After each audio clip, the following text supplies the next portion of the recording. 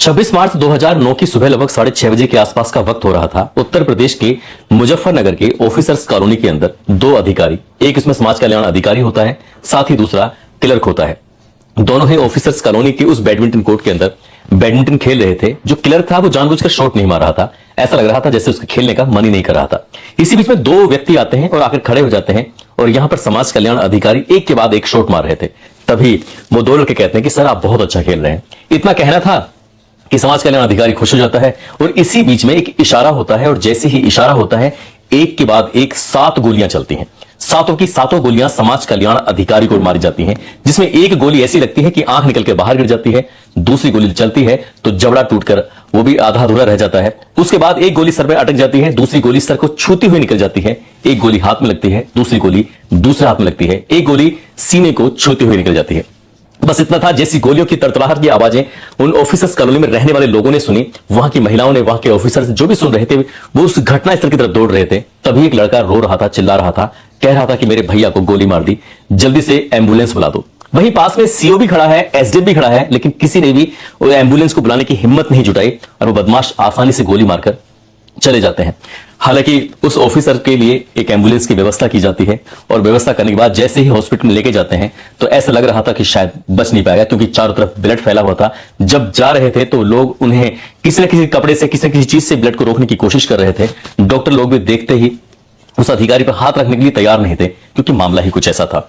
आखिरकार डॉक्टरों ने कोशिश की और थोड़े बहुत उपचार करने के बाद सीधा हायर मेडिकल सेंटर रेफर कर दिया। कहा कि हमारी बस की बात नहीं है, इनको किसी अच्छी जगह आप यहां से लेके जाइए। उसके बाद फिर इलाज शुरू होता है। 1 महीने के बाद उस ऑफिसर की जब आंखें खुलती हैं, जो उसने देखा, क्योंकि एक आंख तो बिल्कुल खराब हो चुकी थी, उसके बाद जो होता है वो किसी ने कल्पना नहीं की थी। दरअसल इस कहानी ने वाकई इतिहास रच दिया है। कई कहानियां ऐसी होती हैं जिनको पढ़ने के बाद बड़ा सुकून मिलता है, तसल्ली मिलती है। ये कहानी उन लोगों को जरूर सुननी चाहिए जो लोग जल्दी से हताश हो जाते हैं और ये सोचते हैं कि शायद अब कुछ बचा नहीं है, क्योंकि इस ऑफिसर ने जो आगे किया कोई कल्पना भी नहीं कर सकता। आज की जो सच्ची घटना मैं आपको सुनाने जा रहा हूं, ये सच्ची घटना है उत्तर प्रदेश के अलीगढ़ की। दरअसल अलीगढ़ का एक गांव का रहने वाला एक व्यक्ति जिसका नाम शिवदान सिंह होता है। शिवदान सिंह के पास ना छत है, ना फिर कोई वैसा काम धंधा करने के लिए कुछ ज्यादा बड़ा मामला था। गरीब आदमी है, मजदूरी करके अपने परिवार का भरण पोषण करता है। एक बेटा है जिसका नाम रिंकू सिंह राही होता है, उसको लेकर वो शहर चला जाता है, यानी कि अलीगढ़ के डोरी नगर में जाकर अपना मेहनत मजदूरी करता है। लेकिन तभी से ख्याल आता है कि क्यों ना एक ऐसा काम किया जाए जो स्थायी काम हो, जिससे 2 पैसे की इनकम भी हो सके। घर की हालत बहुत ज्यादा अच्छी नहीं थी। रिंकू सिंह राही जो होता है लड़का, उसको सरकारी विद्यालय में एडमिशन करा दिया। जैसे ही एडमिशन होता है उसने पढ़ना इतना अच्छे से शुरू किया कि उसकी हर जगह तारीफ होनी शुरू हो जाती है। वक्त जैसे जैसे आगे बढ़ रहा था उसका एडमिशन राजकीय इंटर कॉलेज में हो जाता है और राजकीय इंटर कॉलेज में हाई स्कूल हो या इंटर हो, उसने इतने अच्छे से नंबर लेके आता है कि उसको छात्रवृत्ति का एक ऑफर मिल जाता है। कहा जाता है कि अगर तुम पढ़ना चाहो तो तुम्हें छात्रवृत्ति मिल जाएगी और इसके लिए बाद आप कुछ भी कर सकते हो। जब उसे एक मौका मिल रहा था तो जमशेदपुर के अंदर एनआईटी कॉलेज होता है, वहां से बीटेक करने का अवसर मिलता है और बहुत बड़ी मात्रा में जो पैसे होते हैं वो छात्रवृत्ति के माध्यम से ही पूरे हो जाते हैं। अब एक दिन की बात है कि वो लड़का छुट्टी के लिए अपने घर आया था, बीटेक जब कर रहा था, तो पिताजी को देखता है तो किसी ने कहा कि तुम पेंशन के लिए अप्लाई क्यों नहीं करते हो। शिवदान सिंह ने कहा कि मैंने पेंशन के लिए अप्लाई तो कर दिया है, लेकिन दफ्तर के चक्कर काटता रहता हूं और कोई सुनता ही नहीं है, कोई पैसे देने के लिए तैयार नहीं है। तभी उस लड़के यानी कि रिंकू सिंह राही के दिमाग में ख्याल आता है कि क्यों ना अधिकारी बनाया जाए, और अधिकारी अगर बन जाएंगे तो गरीबों की बहुत बड़ी मदद हो सकती है, क्योंकि उसके पिता को जो पेंशन नहीं मिल रही थी जबकि वो उसके हकदार थे। और यहीं से उसके दिमाग में आता है तो उस लड़के ने सिविल सर्विस की तैयारी के लिए अपने दिन रात मेहनत करना शुरू कर देता है और मेहनत करते करते साल 2004 की ये बात है, यूपी पीसीएस में उस लड़के ने इतनी मेहनत की कि सिलेक्शन हो जाता है और सिलेक्शन होने के बाद कैडर मिलता है समाज कल्याण अधिकारी का। साल 2007 में ट्रेनिंग शुरू होती है और नवंबर 2008 में उसको उत्तर प्रदेश के जिला मुजफ्फरनगर में समाज कल्याण अधिकारी के तौर पर नियुक्ति मिल जाती है। अब जब वहां नियुक्ति मिल जाती है तो आए दिन देखता क्या है वो अधिकारी कि कोई छात्र छात्राएं ऑफिस आते हैं और ऑफिस आने के बाद कहते हैं कि साहब हम विद्यालय जाते हैं तो वहां कहते हैं कि आपकी छात्रवृत्ति अभी ऑफिस से जारी ही नहीं हुई है। ऑफिस आते हैं तो कह देते हैं कि आपकी छात्रवृत्ति हमने स्कूल को भेज दी है, समझ नहीं आ रहा है क्या करें, पैसे की बहुत सख्त जरूरत है। तभी इस अधिकारी को यह ख्याल आता है कि जब उसने हाई स्कूल और इंटर की परीक्षा बहुत अच्छे नंबर से पास की थी और उसे अगर छात्रवृत्ति ना मिली होती तो शायद ही कभी अधिकारी नहीं बन पाता। इसलिए वो कहता है छात्रों से तुम परेशान बिल्कुल मत हो, मैं देखता हूं क्या हो सकता है। जब अधिकारी ने कागजों को पलटना शुरू किया है, अपने ही बाबुओं की कार्यप्रणाली को देखना शुरू किया है और ये देखने की कोशिश की है कि आखिरकार क्या मामला है, तो पता चलता है कि लगभग पिछले 10 सालों में 100 करोड़ रुपए का घोटाला हुआ है। यानी कि छात्रवृत्ति हो, पेंशन हो या फिर शादी विवाह के नाम पर सरकार की तरफ से मिलने वाले अनुदान में बड़ा घपला घोटाला है। छात्रों को घुमाया जाता है, छात्र थक कर बैठ जाया करते थे, नए नए फर्जी तरीके से अकाउंट खुलवाए जा रहे थे और वो पैसों को किसी दूसरी जगह पर भेजा जा रहा था। इसलिए उस अधिकारी ने जब इसमें जो भी खेल तमाशा हुआ था, भ्रष्टाचार हुआ था, घोटाला हुआ था, उस घोटाले को खोलने के लिए जब सबूत इकट्ठा करना शुरू किया है, तो विभाग में ही एक दो ऐसे बाबू होते हैं जो इन सब बातों को जान रहे थे। उन्होंने तुरंत ही उच्च अधिकारियों को, तुरंत ही ऐसे नेताओं को, तुरंत ही ऐसे अफसरों को ये खबर देनी शुरू कर दी कि ये घोटाला घपला जिस दिन खुलेगा तो तुम्हारे गिरबान तक भी हाथ पहुंचेगा, तुम भी जेल जाओगे, देख लेना।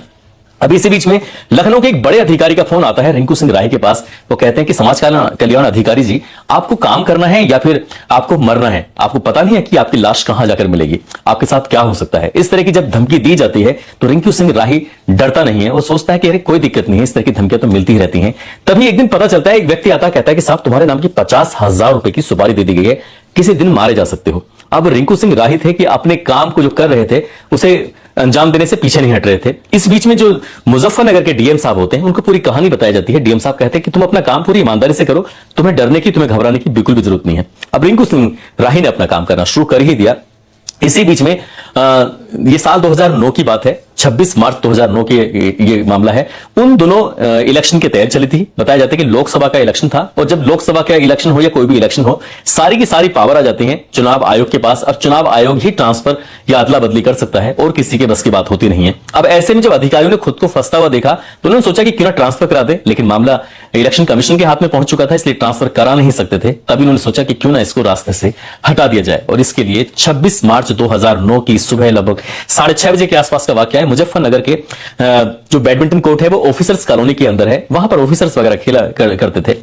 इस सुबह सुबह का वक्त था, समाज कल्याण अधिकारी रिंकू सिंह राही अपने एक क्लर्क के साथ वहां पर बैडमिंटन खेल रहे थे। तभी दो व्यक्ति आते हैं और आने के बाद उन्हें एक इशारा दिया जाता है कि ये है वो अधिकारी। जैसे इशारा दिया जाता है, एक के बाद एक 7 गोलियां चलती हैं और 7 गोली चलने के बाद जैसे अधिकारी को लगती हैं, अधिकारी जमीन पर गिर जाता है, लहूलुहान हो जाता है। इसी बीच में घर तक खबर पहुंच जाती है। एक लड़का आता है रोता बिलखता, कहता है कि मेरे भैया को हॉस्पिटल पहुंचा दो। लेकिन वहां सीओ भी है, वहां पर एसडीएम भी है, वहां पर कई अधिकारी भी हैं, लेकिन किसी ने भी एम्बुलेंस बुलाने की हिम्मत नहीं जुटाई। आखिरकार एम्बुलेंस आती है, उसको फिर हॉस्पिटल में भर्ती कराया जाता है। डॉक्टर साहब जवाब दे देते हैं, कहते हैं कि हायर मेडिकल सेंटर लेके जाओ। 1 महीना लगता है उस अधिकारी की आंखें खुलने में और जब पता चलता है तो एक आंख बेकार हो चुकी है, कान से सुनाई आना बिल्कुल बंद हो चुका है, एक कान का पर्दा फट चुका था, जबड़ा पूरी तरह से टूट चुका था, हाथों में भी चोट लगती है। एक तरह से कह सकते हैं कि वो व्यक्ति अब पूरी तरह से स्वस्थ नहीं था बल्कि विकलांग हो चुका था। अब वो विकलांग की कैटेगरी में आ जाता है। 4 महीने के बेड रेस्ट पर उस अधिकारी को भेज दिया जाता है। जब वो ठीक होने की कोशिश करता है तो उसके बाद जैसे सीट पर बैठता है फिर वही घपले घोटाले खोलना शुरू कर देता है। पता चलता है कि उस अधिकारी का ट्रांसफर कर दिया जाता है और ट्रांसफर कर दिया जाता है भदोई में जाने के बाद वहां भी उन्होंने पुरानी फाइलें खोलना शुरू किया और ये बताने की कोशिश की कि इस विभाग में कितना घपला है, कितना घोटाला है, कितना भ्रष्टाचार हुआ है। महज 4 महीने लगे थे, ट्रांसफर हो जाता है। ट्रांसफर होने के बाद उन्हें श्रावस्ती भेजा जाता है। श्रावस्ती में भी चार्ज लिया ही था कि उन्होंने फिर भी यहां पर फाइल खोलना शुरू कर दिया। तो पता चलता है कि 3 दिन के बाद ही ट्रांसफर कर दिया जाता है कि आपकी यहां बिल्कुल जरूरत नहीं है, आपको कहीं दूसरी जगह जाना चाहिए। इसके बाद उन्हें ललितपुर भेजा जाता है। जब जिला ललितपुर में समाज कल्याण अधिकारी के तौर पर भेजा जाता है तो यहां पर जाने के बाद 1 साल तक वो काम जरूर करते हैं, लेकिन उल्टे सीधे आरोप लगाकर उनको ही सस्पेंड कर दिया जाता है। अब इसे पता चलता है कि इसमें चाहे वो नेता हो, चाहे इसमें अधिकारी हो या फिर माफिया हो, ये सभी लोग शामिल होते हैं और इस अधिकारी को किसी न किसी तरकीब से सबक सिखाने की कोशिश में लग जाते हैं। आखिरकार एक दिन ऐसा वक्त आता है, अब सरकार बदल जाती है। अभी तक सरकार चल रही थी बसपा की, अब सरकार आ जाती है अखिलेश यादव की। अखिलेश यादव मुख्यमंत्री बन जाते हैं और बात कर रहा हूं 26 मार्च 2012 को इस अधिकारी ने भ्रष्टाचार के खिलाफ लड़ना कम नहीं किया। पहले दिल्ली जंतर मंतर पर जाकर प्रदर्शन करते हैं और अगले दिन चेतावनी दे देते हैं कि मैं जाकर लखनऊ के निदेशालय के ठीक सामने अनशन पर बैठूंगा। कई अधिकारियों ने समझाने की कोशिश की कि तुम ऐसा मत करो, पहले ही इतना सब कुछ झेल चुके हैं, अब ऐसा करोगे तो सही नहीं होगा। जैसे ही इस अधिकारी ने जाके अनशन शुरू किया, तुरंत ही यहां पर एक डॉक्टर की टीम आती है और डॉक्टर टीम आने के बाद उनको चेक करना शुरू कर देते हैं। ऐसा अक्सर होता है अनशन में, कोई ये बहुत बड़ी बात नहीं है, लेकिन हद तो तब हो जाती है जब इस अधिकारी की समाज कल्याण अधिकारी रिंकू सिंह राही को मेंटल घोषित कर दिया जाता है। एक तरह से मेंटल घोषित ही कर दिया जाता है क्योंकि उन्हें मेंटल हॉस्पिटल में भर्ती कर दिया जाता है कि इनका दिमाग पूरी तरह से खराब हो चुका है। हालांकि 1-2 दिन यहां रुकते हैं, यहां के बाद वो सीधा इनका ट्रांसफर कर दिया जाता है और ट्रांसफर फिर से ये पहुंच जाते हैं उसी जगह यानी कि अलीगढ़ पहुंच जाते हैं जहां इनकी पैदाइश होती है। अब इन्हें अगर समाज कल्याण अधिकारी बनाया जाता है तो ऐसी स्थिति में ये लगातार घपले घोटाले खोलने के चक्कर में रहेंगे। तभी अधिकारियों ने एक प्लान बनाया कि क्यों ना इस व्यक्ति को राजकीय आईएएस और पीसीएस की तैयारी कराते हैं। इस तरह के लगभग उत्तर प्रदेश के अंदर 7 या 9 ऐसे कोचिंग सेंटर हैं जहां पर आईएएस और पीसीएस की तैयारी कराई जाती है, जहां पर छात्रों के लिए रहने की, रुकने की, सब खान पीन की व्यवस्थाएं भी होती हैं और सरकार इसका पूरा खर्चा उठाती है। ऐसे ही एक इंस्टीट्यूट में इनको भेज दिया जाता है। वहां जाने के बाद वो अपना काम करना शुरू कर देते हैं, लेकिन आरटीआई लगाकर जानकारी इकट्ठी करनी शुरू कर देते हैं और इसी तरह का दंगा फसाद, मतलब इस तरह के लोगों के लिए परेशानी मतलब लगातार पैदा कर रहे थे। तभी यहां से इनका ट्रांसफर अलीगढ़ से हापुड़ की तरफ हो जाता है और हापुड़ में भी इनको राजकीय आईएएस आईपीएस और ये जो कोचिंग सेंटर होता है उसमें इनको भेज दिया जाता है। आखिरकार ये यहां पर भी आने के बाद यही आरटीआई लगाना और अपने घपले घोटाले खोलने की कोशिश करना। तभी एक दिन एक स्टूडेंट आता है। स्टूडेंट आने के बाद इनसे कहता है कि सर आपसे एक बात पूछनी है कि आप जो लगातार इतने सालों से लगातार यही काम कर रहे हैं, घपले घटोले खोलने की कोशिश कर रहे हैं, कि क्या कुछ बदलाव कर पाए या नहीं कर पाए, या फिर अपने आप को ही आपने नुकसान पहुंचाया? तो बोले मैं करूं तो क्या करूं। जब रिंकू सिंह राही ने उस स्टूडेंट से पूछा तब इस स्टूडेंट ने कहा कि सर हम भी पढ़ते हैं, यहां पर आप भी पढ़ते हैं, तो क्यों ना आप और ज्यादा मेहनत करें, पढ़ाई करें, हो सकता है कि आप यूपीएससी निकाल दें, बड़े ऑफिसर बन जाएं। तभी वो रिंकू सिंह राही कहते हैं कि आप मजाक कर रहे हो। वो लड़का कहता है कि मैं मजाक नहीं कर रहा। जिस तरह से आपका दिमाग बहुत बेहतरीन चलता है, शानदार तरीके से आप पढ़ाई करते हैं और आप वैसे भी इतने होनहार होशियार हैं, तो क्यों ना यूपीएससी की तैयारी करो। सारा का सारा दिमाग जो घपले घोटाले खोलने में आप लगाते हैं वो यूपीएससी की तैयारी में लगाओ तो ज्यादा बेहतर होगा। जैसे रिंकू सिंह राही ने यह बात सुनी, उस लड़के की बात उनके दिमाग में इस कदर घर कर जाती है कि उन्होंने दिन रात पढ़ना शुरू कर दिया और पढ़ते पढ़ते उन्होंने ये चमत्कार कर दिया कि कोई किसी उम्मीद भी नहीं कर सकता। हालांकि विशेष कैटेगरी में उन्होंने साल 2021 में यूपीएससी एग्जाम क्लियर किया और 683वीं रैंक हासिल करने के बाद उनको आईएएस का कैडर मिल जाता है। और जो आईएएस का कैडर मिलता है और उत्तर प्रदेश में उनकी पोस्टिंग रहेगी। उत्तर प्रदेश के किसी भी हिस्से में आ सकते हैं, जा सकते हैं। जब इस तरह की जब ये सूचना सोशल मीडिया के माध्यम से, अखबारों के माध्यम से, टेलीविजन के माध्यम से पता चलती है कि एक ऑफिसर को जो 7 गोलियां लगी थी, उस ऑफिसर ने यूपीएससी एग्जाम 2021 को क्लियर कर दिया है और आईएएस ऑफिसर बन गया है, तब ये किसी चमत्कार से कम नहीं था। और जब मीडिया वाले उनका इंटरव्यू कर रहे थे तो इंटरव्यू करने के दौरान पता चलता है कि एक आंख जो उनकी लगी हुई थी वो नकली आंख होती है।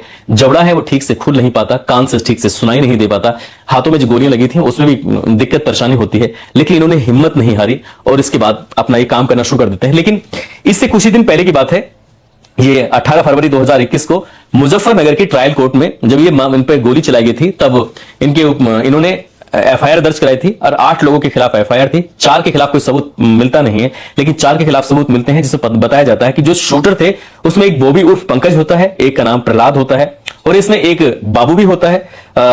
इसमें ये बाबू कौन होता है पता नहीं, लेकिन एक का नाम अमित, एक अशोक होता है। इनके खिलाफ 10-10 साल की सजा सुनाई जाती है और इन पर कुछ अर्थदंड भी रखा जाता है।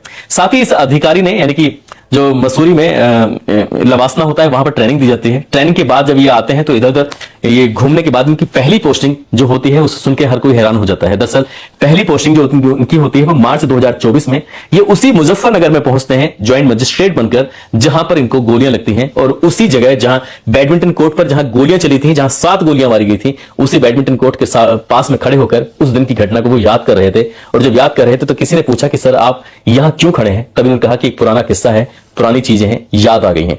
दोस्तों, इस पूरे घटनाक्रम को सुनाने का उद्देश्य किसी को परेशान करना नहीं है, किसी का दिल दुखाना नहीं है, बल्कि आपको जागरूक करना है, आपको सचेत करना है।